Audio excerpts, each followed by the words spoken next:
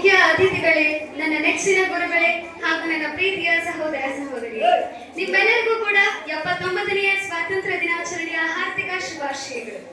ಸ್ವತಂತ್ರ ಅನ್ನೋ ಒಂದು ಕಾನ್ಸೆಪ್ಟ್ ನಮ್ಮ ತಲೆಯಲ್ಲಿ ಬಂತು ಅಂದಾಗ ನಮಗೆ ನೆನಪಾಗೋದು ಒಂದೇ, ನಮ್ಮ ಭಾರತ ದೇಶ ಹೇಗೆ ಬ್ರಿಟಿಷರ ಆಳ್ವಿಕೆಗೆ ಒಳಪಟ್ಟಿತು ಮತ್ತು ಅವರ ಕಪ್ಪುಷ್ಟಿಯಿಂದ ಗೆಲ್ಲಿಸ್ಕೊಳ್ಳಿಕ್ಕೆ ಯಾವ ಪ್ರಯತ್ನಗಳನ್ನು, ಯಾವ ಹೋರಾಟಗಳನ್ನ, ಚಳುವಳಿಗಳನ್ನ, ಸತ್ಯಾಗ್ರಹಗಳನ್ನ ನಮ್ಮ ಭಾರತದ ಹೋರಾಟಗಾರರು ಮಾಡಿದ್ರು ಅಂತಕ್ಕಂಥದ್ದು.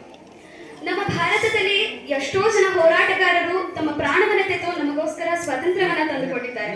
ಅಂಥ ಯೋಧರಲ್ಲಿ ನಮ್ಮ ಕರ್ನಾಟಕ ರಾಜ್ಯದವರಾದಂಥವರು, ನಮ್ಮ ಜಿಲ್ಲೆಯವರೇ ಆದಂತಹ ಮುಂಡರಗಿಯ ಭೀಮರಾವ್ ಆಗಿರ್ಬೋದು, ಇನ್ನು ಕಿತ್ತೂರಾಣಿ ಚೆನ್ನಮ್ಮ ಆಗಿರ್ಬೋದು, ಸಂಗೊಳ್ಳಿ ರಾಯಣ್ಣ ಆಗಿರ್ಬೋದು, ನಾಸು ಹರಡಿಗರ ಅವರಾಗಿರ್ಬೋದು, ಎಷ್ಟೋ ಜನ ಅವರ ಪ್ರಾಣವನ್ನ ತೆತ್ತು ನಮಗೋಸ್ಕರ, ನಮ್ಮ ಯುವ ಪೀಳಿಗೆ ಸ್ವತಂತ್ರವನ್ನ ಅನುಭವಿಸ್ಲಿ ಅನ್ನೋ ಒಂದು ಕಾರಣಕ್ಕೆ ನಮಗೆ ಸ್ವತಂತ್ರವನ್ನ ತಂದುಕೊಟ್ಟಿದ್ದಾರೆ. ನಮಗೆ ಸ್ವತಂತ್ರ ಏನು ಹಾಗೆ ಸಿಕ್ಕಿಲ್ಲ, ಎಷ್ಟೋ ಜನರ ಪ್ರಾಣವನ್ನ ತೆತ್ತದರ ಫಲವಾಗಿ ನಮಗೆ ಸ್ವಾತಂತ್ರ್ಯ ಸಿಕ್ಕಿದೆ. ಎಷ್ಟೋ ಜನರು ತಮ್ಮ ರಕ್ತವನ್ನೇ ಹರಿಸಿ 1947ರಲ್ಲಿ ನಮಗೆ ಸ್ವತಂತ್ರವನ್ನ ತಂದುಕೊಡ್ತಾರೆ. ಅಂತಹ ಸ್ವತಂತ್ರವನ್ನ ಆಚರಿಸಬೇಕು, ಹುಮ್ಮಸ್ಸಿನಿಂದ, ಸಂತೋಷದಿಂದ ಅದನ್ನ ಆಚರಿಸಬೇಕು ಅಂತಹ ಸಮಯದಲ್ಲಿ ನಮ್ಮ ಭಾರತದ ನಾಯಕರಿಗೆ ಎಷ್ಟೋ ಸಮಸ್ಯೆಗಳು ಎದುರಾಗ್ತವೆ. ಅಂತಹ ಸಮಸ್ಯೆಗಳನ್ನು ನೋಡೋದಾದ್ರೆ ಆಹಾರದ ಸಮಸ್ಯೆ, ಶಿಕ್ಷಣದ ಸಮಸ್ಯೆ, ವಸತಿ ಸಮಸ್ಯೆ, ಆರ್ಥಿಕ ಸಮಸ್ಯೆ, ನಿರುದ್ಯೋಗದ ಸಮಸ್ಯೆ, ಈ ರೀತಿ ಎಷ್ಟೋ ಸಮಸ್ಯೆಗಳು ನಮ್ಮ ಭಾರತವಾಸಿಗಳಿಗೆ ಎದುರಾಗುತ್ತೆ. ನಮ್ಮ ಭಾರತ ಮೊದಲನೆಯದಾಗಿ ಸ್ವತಂತ್ರಗೊಂಡಾಗ ಕೇವಲ 36% ಜನರು ಮಾತ್ರ ಸರಿಯಾಗಿ ಊಟ ಮಾಡ್ತಕ್ಕಂಥದ್ದು. ಇನ್ನು 64% ಜನರು ಹೊಟ್ಟೆ ಹಸಿವಿನಿಂದ ಕಂಗಾಲಾಗಿ ಸತ್ತದ್ದು ಕೂಡ ಇದೆ. ಅಂಥ ಒಂದು ರಾಷ್ಟ್ರ ಒಂದಾನೊಂದು ಕಾಲದಲ್ಲಿ ನಮ್ಮ ಭಾರತ ಆಗಿತ್ತು. ಇನ್ನು ಶಿಕ್ಷಣದ ವ್ಯವಸ್ಥೆಗೆ ಬರೋದಾದ್ರೆ ಕೇವಲ ಬೆರಳೆಣಿಕೆಯಷ್ಟು ಜನರು ಮಾತ್ರ ಆಗಿನ ಕಾಲದಲ್ಲಿ ಶಿಕ್ಷಣವನ್ನು ಪಡೆದಿದ್ರು. ಆದ್ರೆ ಅವತ್ತಿನ ಕಾಲಕ್ಕೂ ಇವತ್ತಿನ ಕಾಲಕ್ಕೂ ಕಂಪೇರ್ ಮಾಡಿ ನೋಡೋದಾದ್ರೆ ನಮ್ಮ ಭಾರತ ಎಷ್ಟು ಅಭಿವೃದ್ಧಿಯನ್ನು ಹೊಂದಿದೆ. ಯಾವ ಭಾರತವಾಸಿ ಕೂಡ ಇವತ್ತು ಕನಿಷ್ಠ ಅಂದ್ರೂ 2 ಹೊತ್ತು ಆತ ಆರಾಮಾಗಿ ಊಟ ಮಾಡ್ತಾನೆ. ಇನ್ನು ನಾನು ಹೇಳಿದೆ ಬೆರಳೆಣಿಕೆಯಷ್ಟು ಜನರು ಮಾತ್ರ ಅವತ್ತಿನ ಕಾಲದಲ್ಲಿ ವಿದ್ಯಾಭ್ಯಾಸವನ್ನು ಪಡ್ಕೊಂಡಿದ್ರು ಅಂತ ಹೇಳಿ. ಈಗ ಅದೇ ಬೆರಳೆಣಿಕೆಯಷ್ಟು ಜನರು ಮಾತ್ರ ವಿದ್ಯಾಭ್ಯಾಸದಿಂದ ಹೊರ ಉಳಿದಿದ್ದಾರೆ.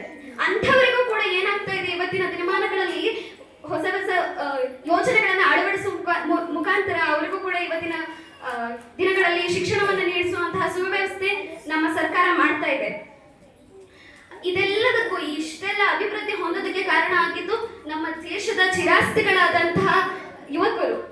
ನಮ್ಮ ದೇಶ ಇಷ್ಟು ಅಭಿವೃದ್ಧಿಯನ್ನ ಹೊಂದಿದೆ ಅಂದ್ರೆ ಅದಕ್ಕೆ ಕಾರಣ ಆಗಿದ್ದು ನಮ್ಮ ಯುವಕರು. ನಾವು ಬಹಳ ಹಿಂದೆ ಹೋಗೋದೇನು ಬೇಡ, ಇಲ್ಲಿ ಒಂದು 4-6 ವರ್ಷ ಹಿಂದೆ ಹೋಗಿ ನೋಡೋಣ. ಕೋವಿಡ್ ಅಂತಕ್ಕಂತಹ ಮಹಾಮಾರಿ ಇಡೀ ವಿಶ್ವವನ್ನೇ ಅಬ್ಬರಿಸಿತ್ತು, ಹೌದಾ? ಅಂತಹ ಒಂದು ಸಮಯದಲ್ಲಿ ಕೇವಲ 5 ರಾಷ್ಟ್ರಗಳು, 195 ರಾಷ್ಟ್ರಗಳಲ್ಲಿ 5 ರಾಷ್ಟ್ರಗಳು ಮಾತ್ರ ಕೋವಿಡ್ ಎಂಬತಕ್ಕಂತಹ ಮಹಾಮಾರಿಗೆ ಲಸಿಕೆಯನ್ನ ಕಂಡುಹಿಡ್ತೇವೆ. ಅಂತ 5 ರಾಷ್ಟ್ರಗಳಲ್ಲಿ ನಮ್ಮ ಭಾರತ ದೇಶವೂ ಒಂದು ಅಂತ ಹೇಳ್ಕೊಳ್ಳಿಕ್ಕೆ ಎಷ್ಟು ಹೆಮ್ಮೆ ಆಗೋದಿಲ್ಲ.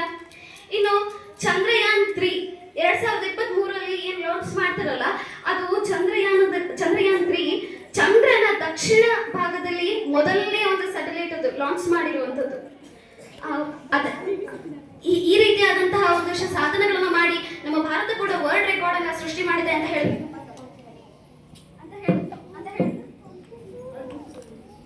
ತಪ್ಪಾಗಲ್ಲ ಅಲ್ವಾ?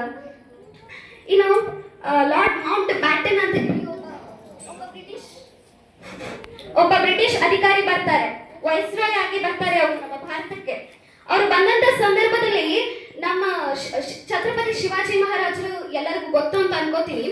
ಅವ್ರ ಬಗ್ಗೆ ಎಷ್ಟು ಸುಂದರವಾಗಿ ಬರೀತಾರಂತೆ ಅಂದ್ರೆ ಅವ್ರ ಪುಸ್ತಕದಲ್ಲಿ, ಒಂದು ವೇಳೆ ಶಿವಾಜಿ ಮಹಾರಾಜರು ಭಾರತದಲ್ಲಿ ಹುಟ್ಟಿದೆ, ಇಂಗ್ಲೆಂಡ್ ಅಲ್ಲಿ ಏನಾದ್ರೂ ಹುಟ್ಟಿದ್ರು ಅಂತಂದ್ರೆ ಅವ್ರು ಹೇಳ್ತಾರೆ, ಭಾರತದಲ್ಲಿ ಹುಟ್ಟಿದೆ ಇಂಗ್ಲೆಂಡ್ ಅಲ್ಲಿ ಹುಟ್ಟಿದ್ರು ಅಂತಂದ್ರೆ ನಾವು ಭಾರತ ಮಾತ್ರ ಅಲ್ಲ ಇಡೀ ಬ್ರಹ್ಮಾಂಡವನ್ನೇ ಆಳ್ತಕ್ಕಂಥವ್ರು ಇಂಗ್ಲೆಂಡ್ನವ್ರು ಆಗಿರ್ತಿದ್ವಿ ಅಂತ. ಅವ್ರು ಹಾಗೆ ಹೇಳ್ಬೇಕಾದ್ರೆ ನಮ್ಮ ಭಾರತೀಯ ರಾಜರ ಘನತೆ, ವೀರತೆ ಎಷ್ಟರ ಮಟ್ಟಿಗೆ ಪ್ರಚಲಿತೆಯನ್ನ ಕಂಡಿತ್ತು ಅನ್ನೋದನ್ನ ಯೋಚನೆ ಮಾಡಿ ಊಹಿಸ್ಕೊಳ್ಳಿ, ಎಷ್ಟು ಹೆಮ್ಮೆ ಆಗುತ್ತೆ ಈ ರೀತಿಯಾದಂತಹ ವಿಷಯಗಳನ್ನ ಹೇಳಿದಾಗ. ಇನ್ನು ನಾವು ಸ್ವತಂತ್ರ ದಿನಾಚರಣೆಯನ್ನು ಆಚರಿಸೋದು ನಮ್ಮ ದೇಶದಲ್ಲಿ ಏಕತೆಯ ಮನೋಭಾವವನ್ನು ಮೂಡಿಸ್ಲಿಕ್ಕೆ, ಹೌದಲ್ವಾ? ನಮ್ಮ ದೇಶದಲ್ಲಿ ಎಷ್ಟೊಂದು ಜಾತಿಗಳಿವೆ, ಮತಗಳಿವೆ, ಧರ್ಮಗಳಿವೆ, ಪಂಥಗಳಿವೆ, ಭಾಷೆಗಳಿವೆ, ಸಂಸ್ಕೃತಿಗಳನ್ನ ವಿವಿಧ ರೀತಿಯಲ್ಲಿ ಅಳವಡಿಸ್ಕೊಂಡಿದ್ವಿ. ಆದ್ರೆ ಎಲ್ಲ ಭೇದ ಭಾವಗಳನ್ನ ಬಿಟ್ಟು ಎಲ್ಲರೂ ಒಂದೇ ಅಂತ ಹೇಳಿ ಈ ನ್ಯಾಷನಲ್ ಹಬ್ಬಗಳನ್ನ ನಾವೇನು ಸೆಲೆಬ್ರೇಟ್ ಮಾಡ್ತೀವಲ್ಲ, ಇದು ತೋರಿಸುತ್ತೆ ಭಾರತೀಯರು ವೈವಿಧ್ಯತೆಯಲ್ಲಿ ಏಕತೆಯನ್ನು ಹೊಂದಿದವರು ಅಂತ ಹೇಳಿ. ಇನ್ನು ಆ, ನಿಮಗೆ ಇದ್ರ ಎಲ್ಲದರ ಹೆಮ್ಮೆ ಇರಬೇಕು. ಎಷ್ಟೋ ಜನ ನಮ್ಮ ಸ್ವತಂತ್ರಕ್ಕೋಸ್ಕರ ಪ್ರಾಣವನ್ನ ತೆತ್ತಿದ್ದಾರೆ. ಹಾಗಾದ್ರೆ ಅವ್ರೆಲ್ಲರಿಗೂ ಕೂಡ ನಾವು ನಮ್ಮ ಹೃದಯದ ಆಲಯದಲ್ಲಿ ಇಟ್ಕೊಂಡು ಅವರನ್ನ ಪೂಜಿಸ್ಬೇಕು, ಆರಾಧಿಸ್ಬೇಕು ಅಂತ ಹೇಳ್ತಾ, ಅವರೆಲ್ಲರ ಬಗ್ಗೆ ನಿಮಗೆ ಹೆಮ್ಮೆ